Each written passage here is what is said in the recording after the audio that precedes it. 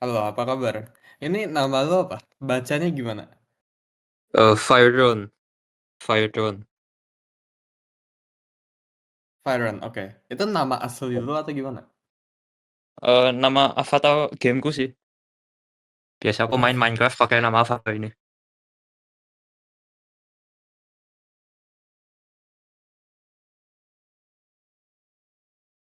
Menurut Kosuli, Astel gimana ya kok? Kalau aku lihat di Twitter sih, kayaknya pada bilang bakal bagus banget ya. Lagi pada bullish sama Astel. Apa Ya. kabar? Halo Kosul, saya kan masih baru mulai belajar crypto juga ya kok. Mungkin saya Iya. eh, masih risk manajemennya masih salah gitu. Jadi saya ngelihat call-nya call-nya Kosuli kan kayak bagus banget gitu. Jadi saya ya hampir all in gitu sih kok. Jadinya nggak bagus masih. Ya saya nggak ngikutin risk manajemennya Kosuli sih. Jadinya Lo all ini gimana? Kenapa bisa all in?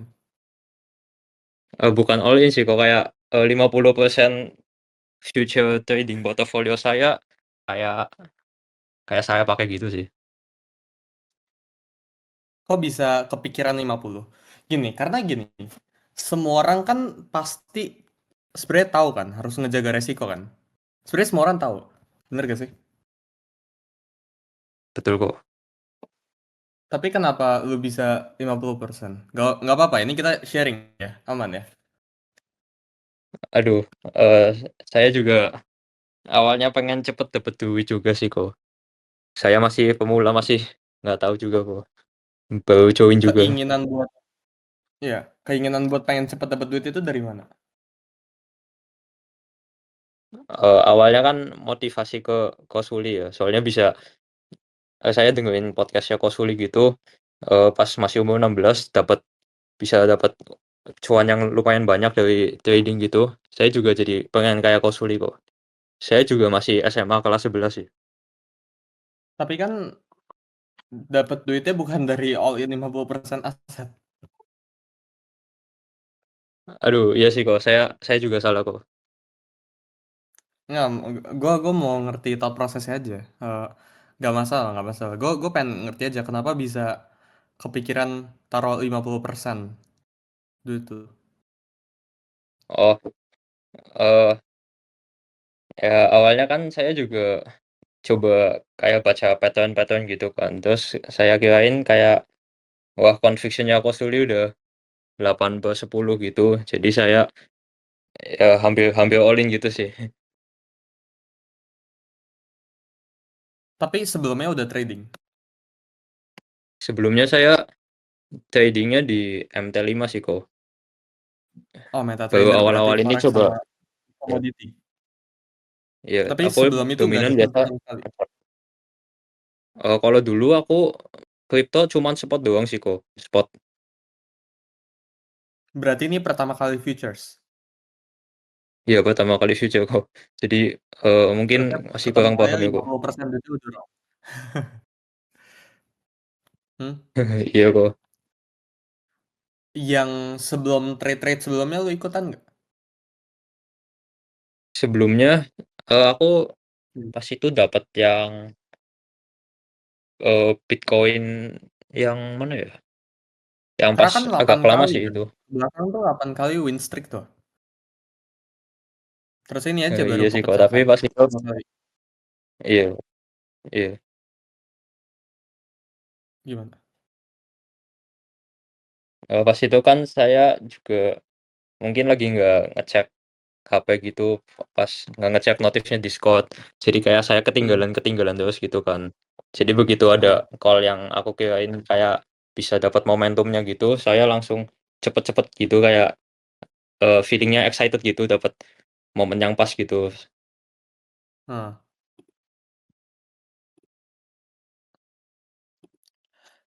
Gini, lu di MetaTrader sebelumnya, oh enggak, lu tradingnya dari kapan deh? Aku trading dari 5 bulan yang lalu sih kok. Terus kan berhasil awal saya modalnya di MetaTrader, tradingnya aku XAU sih. Modal 30 Iya. dolar habis itu jadi $60 gitu kan saya happy gitu. Terus Iya, aku juga maksud coba pengen coba trading crypto ya, mungkin bisa lebih profit gitu. ternyata Eee, tapi belum belum kena stop loss sih kalau ini, mungkin masih bisa running ya. oke. Gini, kita pertama define dulu ya, ini gue coret-coret ya. Sukses dalam trading itu apa? Win streak sama resto reward-nya bagus, mungkin. Nah, jadi kalau lu win streak 10 kali artinya lu sukses trading crypto gitu. Mungkin kok. Iya iya kok. Kalau lu menang 10 kali berturut-turut lu ini apa? Sukses dalam trading. Terusnya tadi apa? Sama apa tadi ininya? Resto reward mungkin, 1/2. Oke, risk to reward lu bilang sama win streak. Ini sukses. Definisi lu ya. Iya, Oke, nah dari sini ya, menurut lu trader yang jago itu harus win streak berapa kali? Coba kita bentukin jadi angka dulu. Sama risk rewardnya, oh ya risk rewardnya tadi lu udah bilang ya 1/2 ya. iya, Win streak tuh apa? Win streak berapa? Kayak gimana win streaknya? Kena TP ya terus gitu. iya mungkin. Ya jadi berapa kali kena TP berapa kali berturut-turut baru bilang dia sukses. Mungkin 60% ke atas udah bagus kayaknya. Oh winning rate maksudnya. Iya win rate. Oh, maksud tuh jadi orang tuh harus punya ini baru dia nah kalau 60% ya. Berarti 40%-nya ada Menurutku kalahnya begitu. dong. Iya kok, Kenapa? iya, betul kok.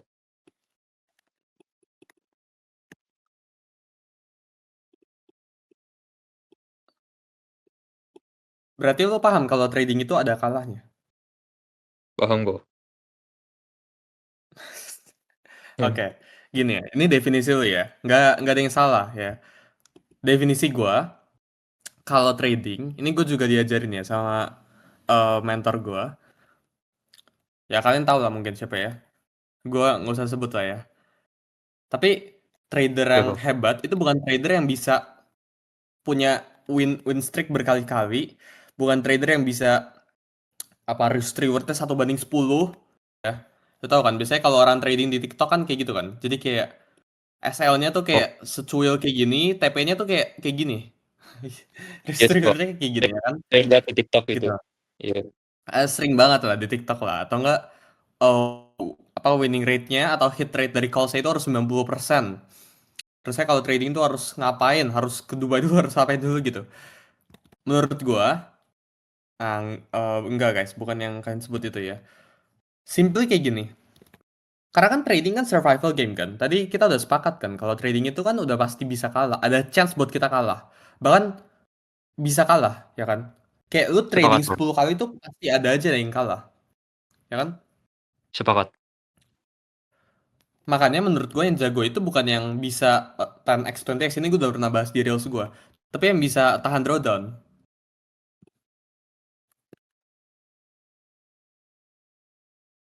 Gini, portfolio Oh, gue itu udah kena banting 50% 3 kali. Jadi anggapannya lu punya 1 tahun belakang ya. Porto gue itu kebanting 50% tiga kali. Jadi misal lu punya duit 100 juta, itu minus sisa 50 juta balik lagi ke atas. Terusnya naik lagi kan. Pasti 100 juta ini grow kan. Misalnya jadi SM. SM-nya naik, turun 50%, sisa 500 juta. Itu kayak gitu terus. Gue 3 kali. Yang gue pelajarin dari orang-orang yang bisa survive ya di financial market. Karena kan financial market kan tujuannya itu lu tinggal survive. Lu harus bertahan hidup. Jadi lu cari duit kan dari tempat lain kan. Ini kayak ini portal lu nih. Ya, ini portfolio lu. Terus lu harus cari income dong. Nggak bisa lu cuma trading buat dapetin buat memperbesar gendutin portfolio di bawahnya. Ini harus kayak gini kan flow-nya kan. Gak bisa sebaliknya gitu.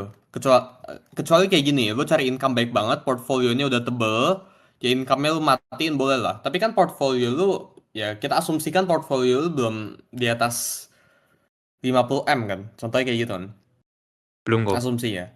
Jadi ya selama belum kayak gitu, ya lu harus tetap muterin kayak gini terus ya. Lu cari income, tembak portfolio, cari income, tembak portfolio. Nah portfolio kan terpisah jadi dua kan. Kita ada buat PDF baru aja. Bahkan di modul tuh kita ada cek, kita ada share ke teman-teman ya. Jadi 10% itu buat perpetual futures trading. Bahkan ini udah kita clearly state di daily updates ya. Jadi kalau misalnya lu punya duit 1 M, 10%-nya itu 100 juta. Jadi lu 100 juta doang buat trading futures. Nggak 50% gitu. Jadi trader yang jago itu bukan trader yang bisa punya winning streak yang gila-gilaan, bukan trader yang punya risk reward bagus atau apa. Yang lu definisin sini, oke, ini gue sepakat ya. Tapi kan nggak harus kayak gini juga. Bener gak? Kayak Oh, kalau emang belum. gue setuju kalau orang punya sistem kayak gini 1 banding 2, 60%, mereka pasti profitable. Setuju. Sebenarnya Setuju belum kok. tentu sih. Kalau ya sekali dorong taruh 50% asetnya belum tentu profitable juga. Jadi mau sistemnya seperfect apapun ya, tapi lu lempar chips ke table-nya itu nggak bener ya nggak bisa gitu. Kalau misal kayak gini nih, gue kasih lu ya. Ini sistem nih. Buat tuh tradingin winning rate-nya itu 90%, risk reward itu 1 banding 2. Ini gila banget nih. Dari sini kan. Tapi sekali lu masuk, lu all in gitu. Nggak Mhm. bisa dong. Sekali kena 10%-nya lu habis gitu. Jadi solusinya kayak gimana? Ya meskipun lu udah punya winning rate atau sistem trading yang bagus, lu tetap harus jaga resikonya. Semua orang tuh tahu. Gue yakin, misal lu kan udah trading forex kan, apa 5 bulan kan, MetaTrader sebelumnya kan. Ya, iya. Halo, Iya. lu sebenarnya pasti tahu kan, ya, resiko tuh harusnya dijaga 1%. Iya sih kok, mungkin saya pas itu agak kesakah ya kok, agak kesakah sedikit sih. Jadinya Tapi, eh, eh, terus ya, ya kayak apa, pengen mungkin ya, apa ya, kayak konviksinya terlalu tinggi menurut aku. Jadinya saya berani pasang bet lebih tinggi. Salah eh, sih kok saya. gini, oke. Sebenarnya bagus ya lu itu ya lu bisa lu punya self awareness tinggi gue lihat sih. Lu bisa nge-evaluasiin diri lu sendiri. Jadi kayak nggak kepentok gitu. Ngerti gak sih? Lu bukan tipe Hmm, orang yang kayak kepentok. Misal lost terus saya wow gue udah pusing apa gitu gue nggak bisa ngapa-ngapain lagi tapi lu bisa mikir gitu oh ini salah gue oh harusnya gue kayak gini harusnya gue kayak gini itu dari situ aja itu udah bagus jadi terima kasih ya kok.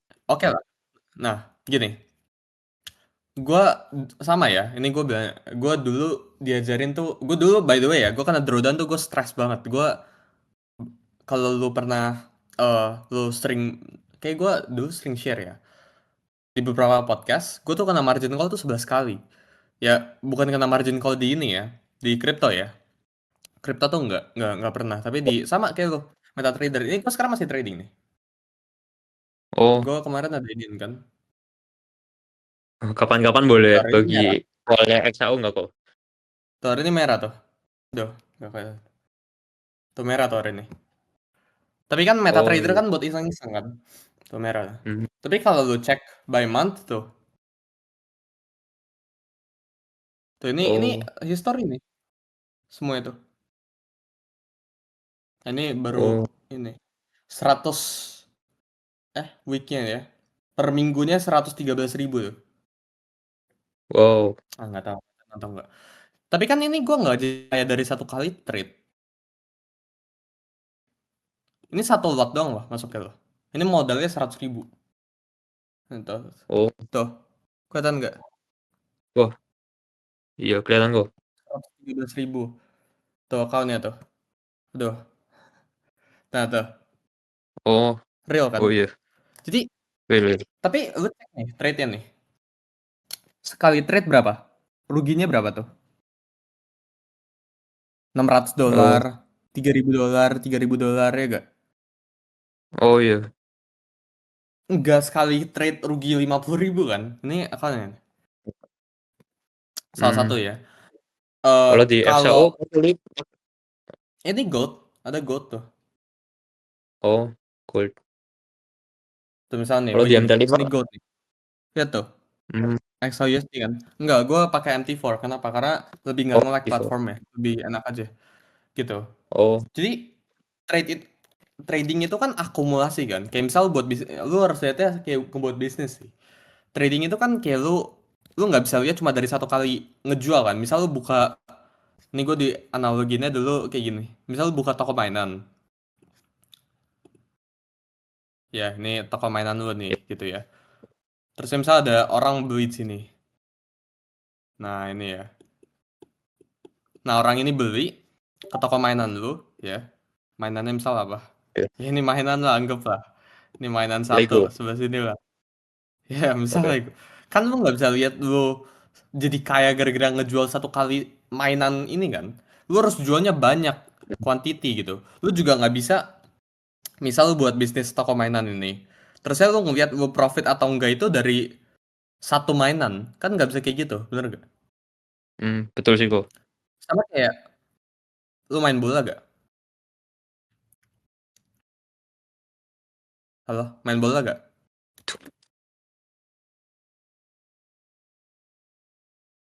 Bola atau basket Oh, ya? iya, main basket, Nih misal, ah, pemain basket paling jago siapa? paling jago menurutku LeBron James. Oke.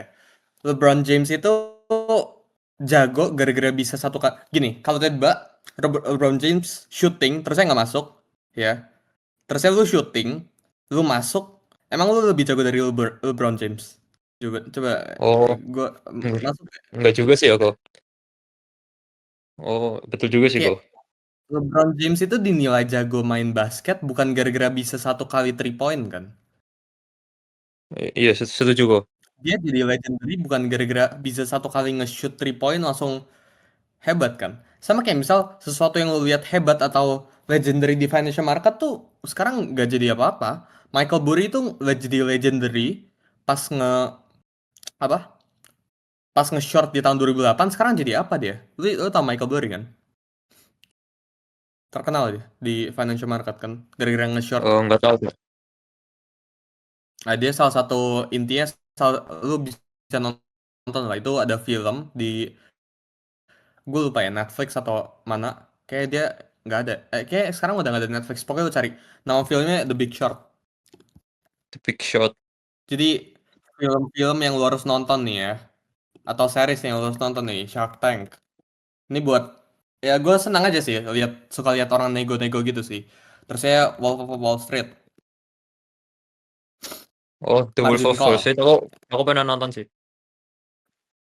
Nah ini bukan Margin Call itu ya.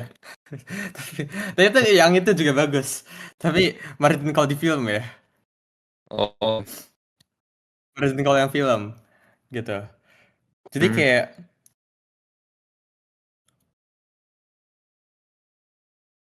apa, Wolf of Wall Street gue udah nonton kayak 7 kali, Big Short tuh udah kayak 3 kali, Margin Call tuh kayak wah 2 kali kayaknya.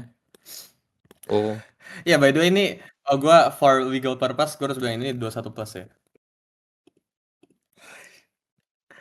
oke, Ya jadi kayak eee, gini guys, ya. Nah yang Savage ini.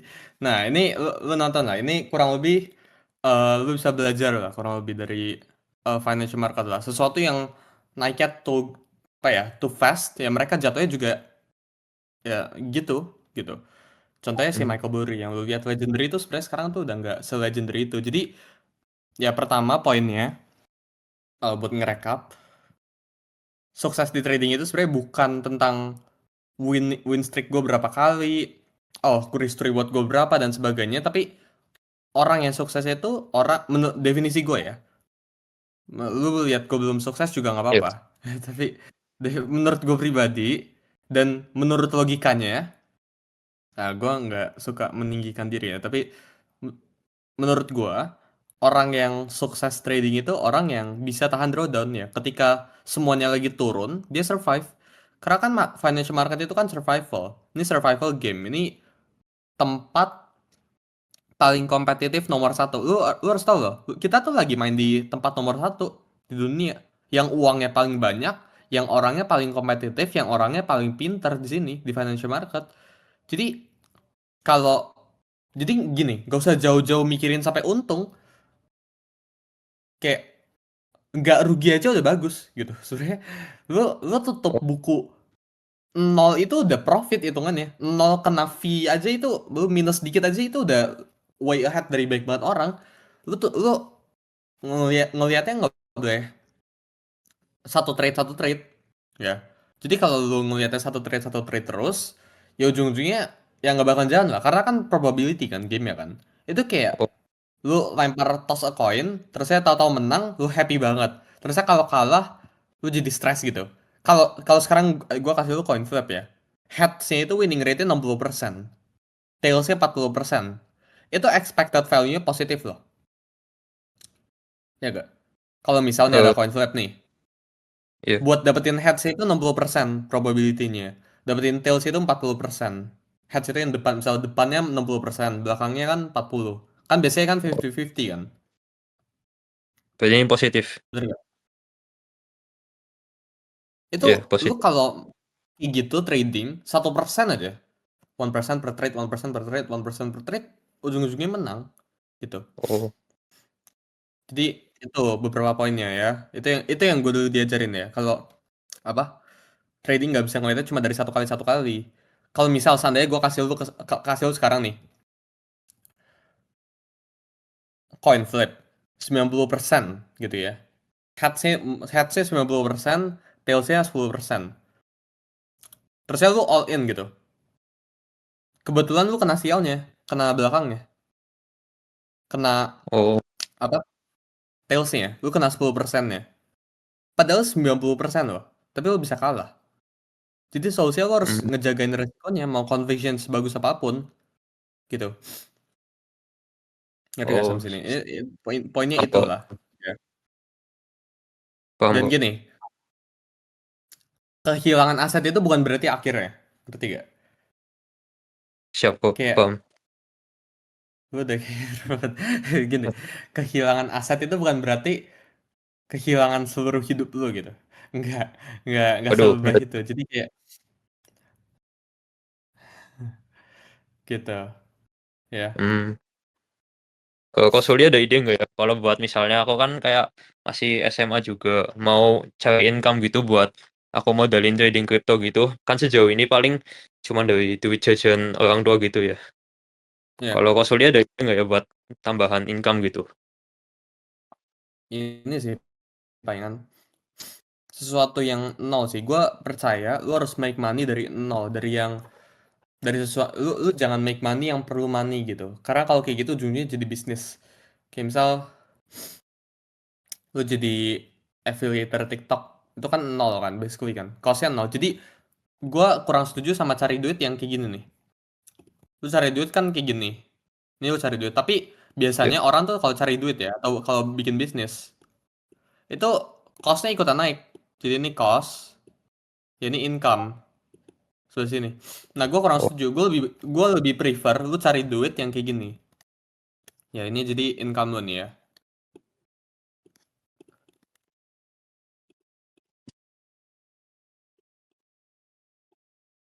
Ini income lu sebelah sini.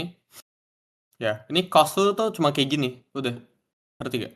Jadi tuh gapnya tuh makin lama makin jauh. Lu harus paham cari kok. something yang kayak gini. Gitu ya. Jadi Jadi, contohnya affiliate TikTok gitu ya kok. contohnya affiliator TikTok. Nggak ada satu niche sih. Lu harus pilih. Misal, gue, lu suka banget main game. Jadi kayak harus spesifik gitu. Hmm. Jualan kelas tuh kecil. Gini, jualan kelas tuh menariknya apa? Menariknya dari jualan kelas tuh, lu bisa utilize orang-orang ya. Kalian kan nggak tahu berapa banyak member Trade with Sully yang udah kita kerja Oh, sama di belakang. iya. Iya gak? cari sumber daya manusianya kan dari sini sebenarnya.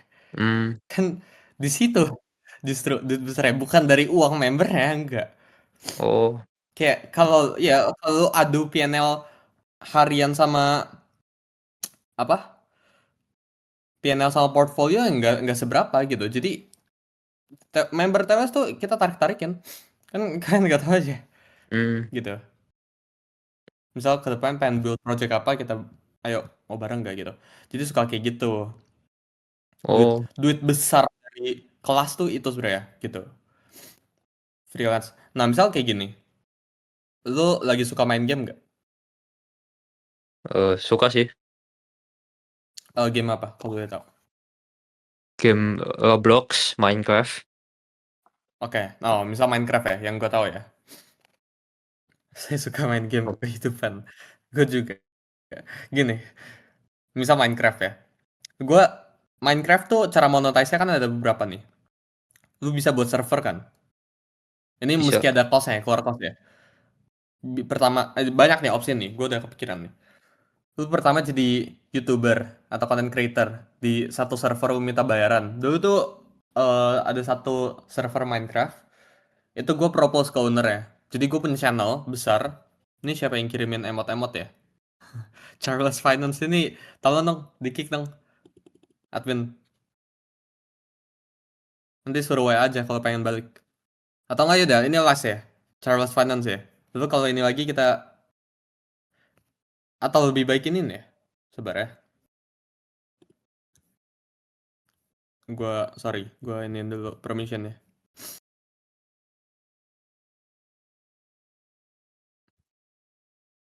Harusnya harusnya udah nggak bisa. Gini, oke. Misal ya lu harus punya channel dulu, lu harus punya platform dulu. Setelah punya platform, Oke. yang lu lakuin apa? Lu propose ke owner ya. Misal lu sekarang Minecraft suka main apa? Aku mainnya di Java sih. Ah iya, iya, main apa di server? Biasa aku join servernya temen doang, terus kayak bantu main gitu doang.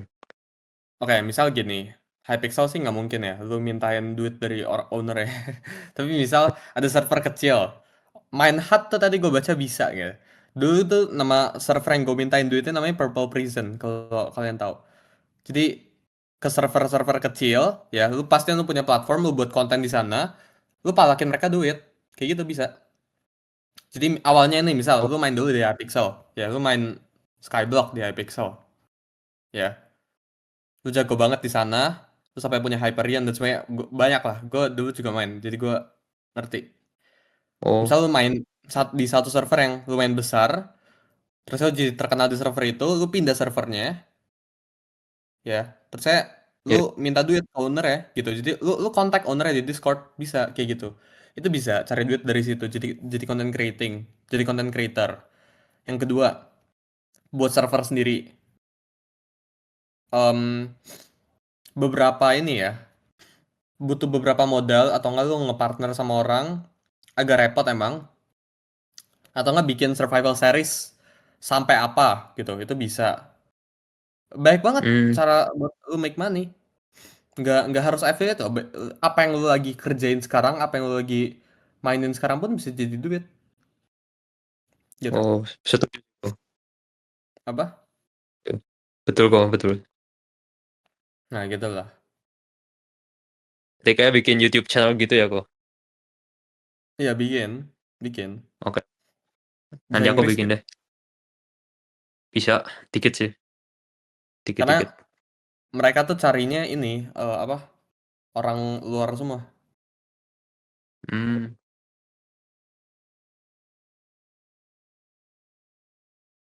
Ada ide lain nggak, kok, coba lu sebutin ya lu. Misal Roblox ya, Roblox tuh gua nggak, Roblox tuh gini. Roblox gini, oke, kasih tahu dulu dong, Roblox cara dapet duitnya gimana? setahuku sih kayak jualan items gitu, di misalnya Grow a Garden Oke, jadi itemnya atau bisa di-collect dong, lu bisa buat dong. bisa sih, kayak farming gitu. Nah, dari situ bisa dijual Kalau lu jual beliin bisa.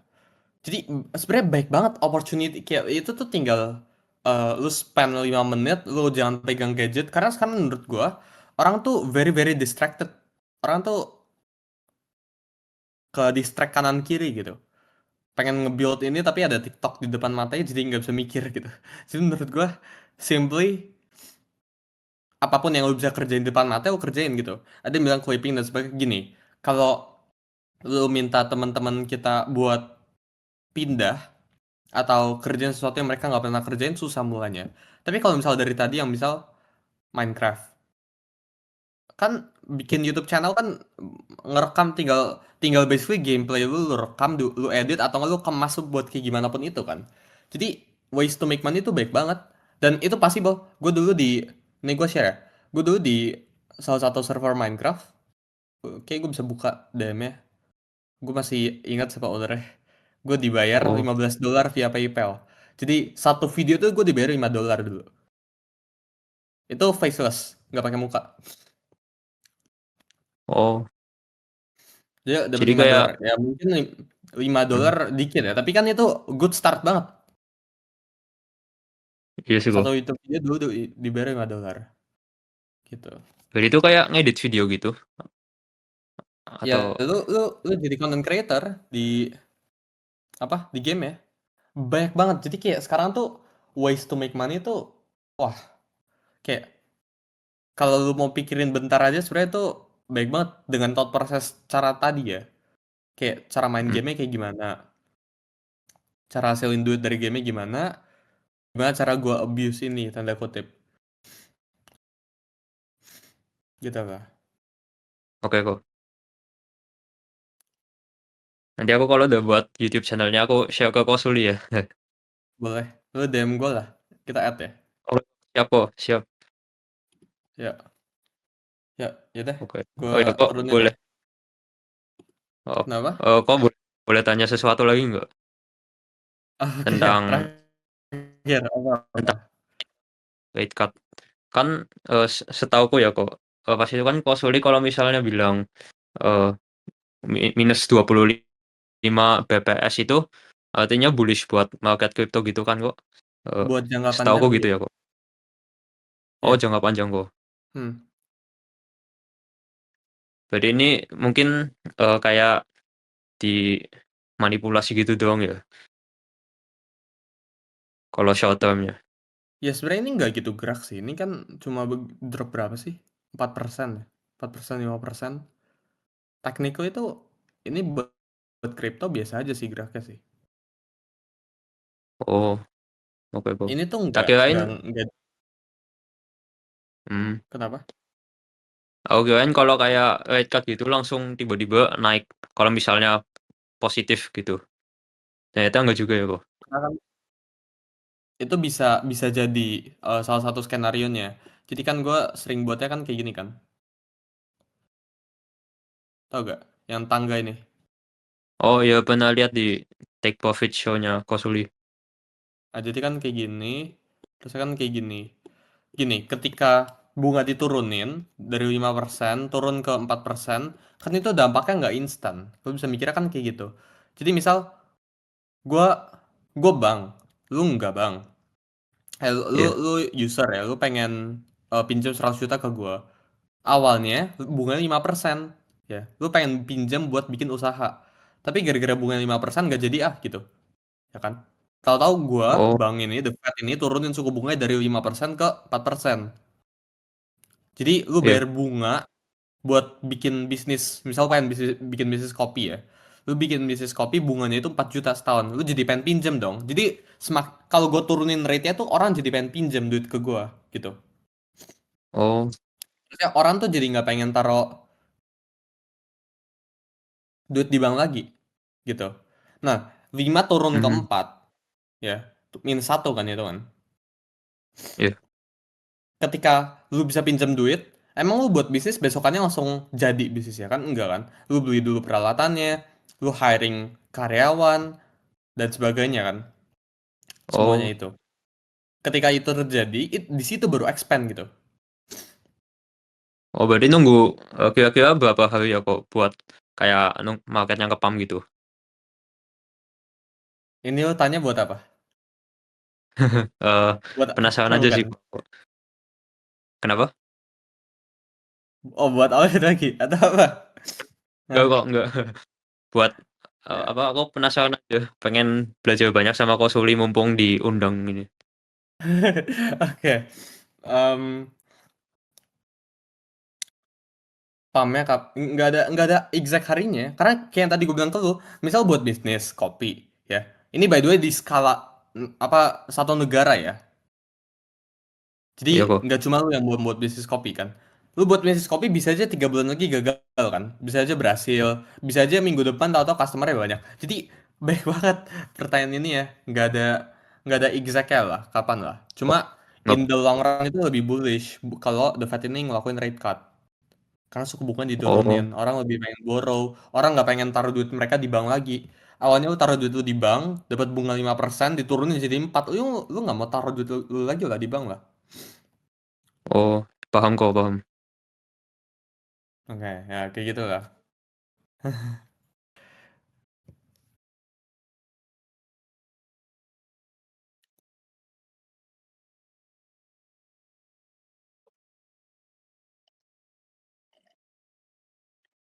Ora all in, ora all yakin.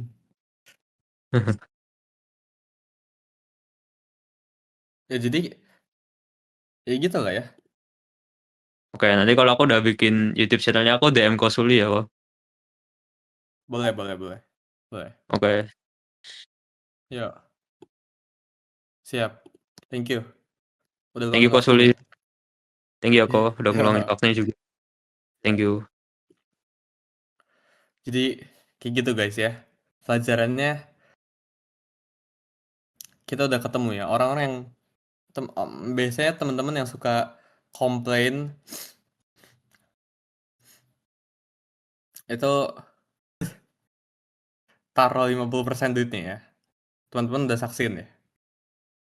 Jadi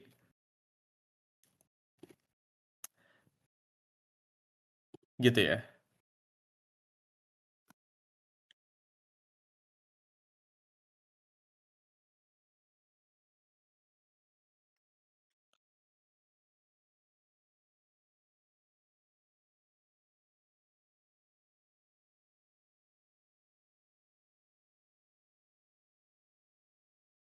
Ya all in boleh, baru inget gua. Itu tadi ini bagus.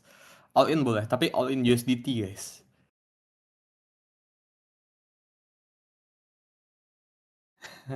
Si, itu tadi bagus tuh. Itu kayak XPL all in gini, pertama gua clarify ke kalian ya. SNX rugi, iya emang rugi.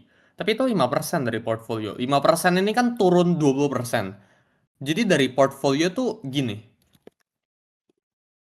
gua gue cukup muak soalnya. Kayak lu desain SNX setiap hari, misal punya 100 juta.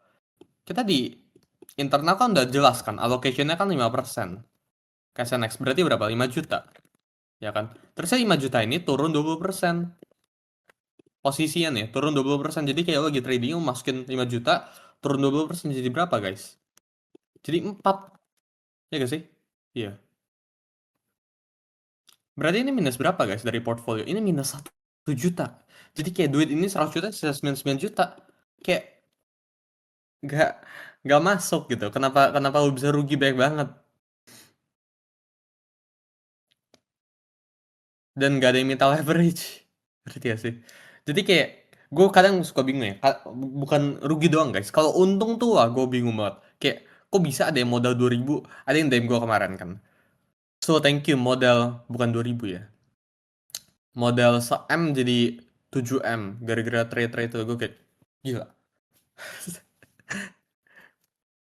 Kayak lu lu 1M jadi 7. Ya maksudnya bagus.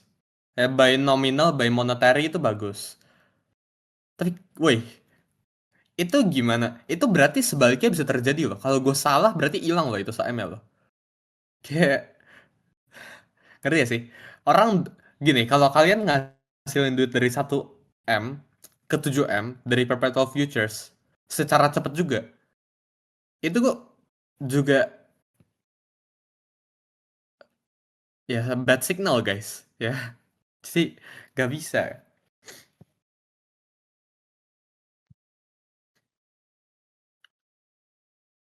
Ya, terus itu, thank you so udah join 1 minggu 6.000% gitu kayak.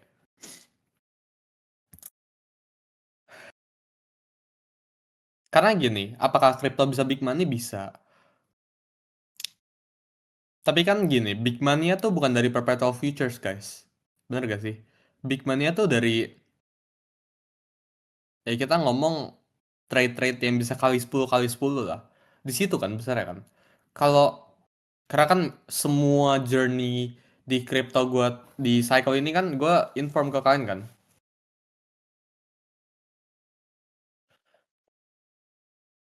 Ini gue pilihkan banget.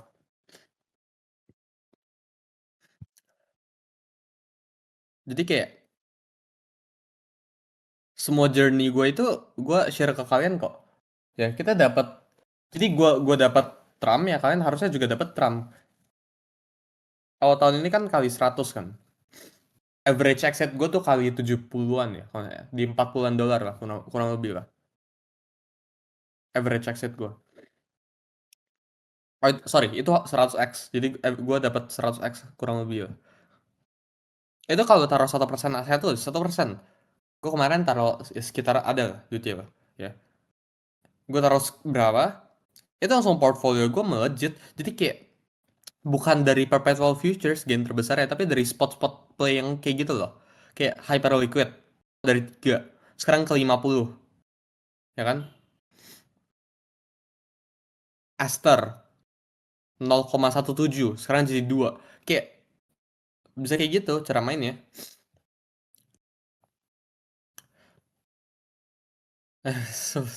Sejuta gue. Kayak kenapa lo harus gue udah sering banget bilang ya. Kenapa lo harus ngelihatnya based on satu kali trade gitu.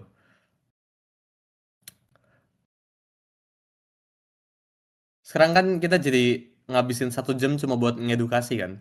Jadi cara itu kayak gini, kayak gini.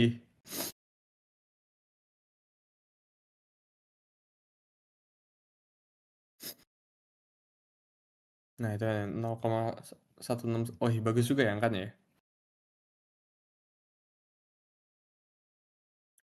Gini, satu kali trade karena budgetnya cuma buat satu. Ya jangan trading kalau kayak gitu. Gini, kalau satu kali trade itu berasa banget buat kalian nominalnya, kalau hit TP itu berasa banget, ya artinya kebesaran sizingnya. Ya gak? Misal, lu punya duit 100 juta. Lu trading nih 100 juta nih, ya. Terusnya kalau 100 juta ini, enggak, lu trading, misal lu pakai berapa? Risk managementnya misal 10 juta per trade. Pendekar ceritanya. 10 juta per trade ya. Terusnya kalau 10 juta ini menang, ini berasa banget. Kalau kalah berasa banget. Kayak lu ngapain posisiin diri lu sampai kayak harus berasa banget gitu. Kalau untung harus berasa. Kenapa nggak bisa? Ini nggak berasa nggak apa-apa. Jadi misal ya udah 1 juta tuh nggak apa-apa atau nggak 500 ribu deh per trade deh. Ini nggak apa-apa 500 ribu ya. Tapi kalau 10 kali trading, 10 kali menang itu berasa. Kenapa nggak kayak gitu aja? Karena kan expected value kita pas positif. Kita kan kayak gini grafiknya kan. Kita kan grafiknya bukan yang kita bukan yang kayak gini kan grafiknya kan. Kita kan kayak gini grafiknya. Jadi ini, nah ini ada kayak gini-ginian ya lah, ya kan. Tapi ujung-ujungnya kan lo tarik kayak gini. Lo tarik value-nya kan positif ujung-ujungnya, gitu. Jadi nggak, tuh ada yang bilang kurang greget. Kalau 500 ribu pengen langsung ya itu kan baik lagi penyakit kan. Penyakit pengen duit instan, pengen duit cepet kan. Jadi kayak baik lagi. Kalau lu trade 5 apa 10 juta keberasaan, jangan nominal trade lu tuh nggak boleh sampai berasa gitu, sampai lu kalau menang euforik kalau kalah sedih gitu. Jangan sampai kayak gitu, itu kebesaran artinya nominalnya. Jadi nggak boleh terlalu besar, nggak boleh terlalu kecil juga, pas ya, titik pas.